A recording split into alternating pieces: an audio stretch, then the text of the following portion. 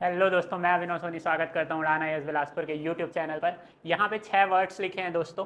क्या आपको इन 6 वर्ड्स के बीच में डिफरेंस पता है कि कब ऑन लगाते हैं, कब बीनीथ लगाते हैं, कब अबो लगाते हैं, कब बिलो लगाते हैं, कब ओवर, कब अंडर? तो आई होप आपको भी इसमें कन्फ्यूज़न होता होगा, तो इस कन्फ्यूज़न को दूर करते हैं। ऑन मतलब भी ऊपर, अबो मतलब भी ऊपर, ओवर मतलब भी ऊपर, तो तीनों में अंतर क्या है?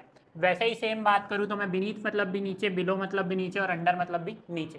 तो आइए इसका अंतर क्लियर करते हैं। अगर कोई चीज़ सरफेस के टच में है और ऊपर है, अगर ये बॉल इस टेबल के ऊपर रखा है तो हम बोलते हैं क्या? The ball is on the table.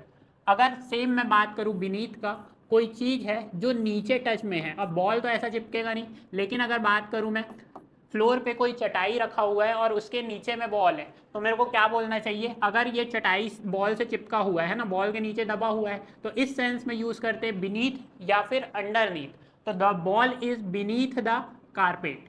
And अब वो कब लगाएंगे? जब ये फ्लोर है और इससे कोई चीज़ फिक्स डिस्टेंस में है। जैसा कि बात करूं मैं, ये टीवी है, तो ये टीवी इस फ्लोर से फिक्स्ड डिस्टेंस में सेट है।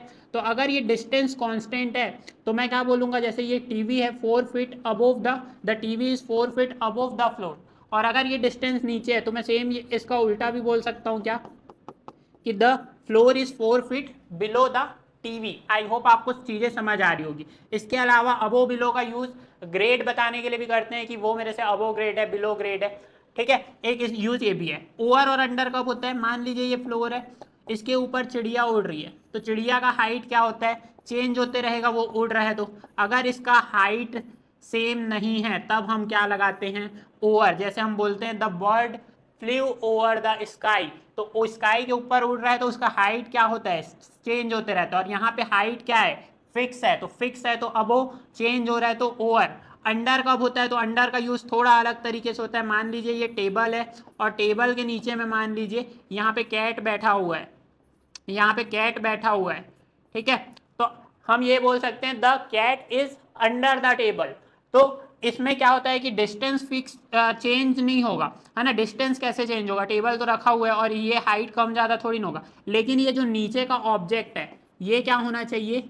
मूविंग कंडीशन में होना चाहिए। कैट बैठा है तो हमेशा तो नहीं बैठा रहेगा, वो मूव करेगा, है ना। तो अगर ये नीचे वाली चीजें मूविंग कंडीशन में है तो उस केस में क्या लगाते हैं? अंडर। कोई आदमी ट्री के नीचे बैठा है तो the man is under the tree, आप ये भी बोल सकते हैं। तो आई होप इस डायग्राम से आपको 6 का डिफरेंस बहुत अच्छे से समझ आया होगा।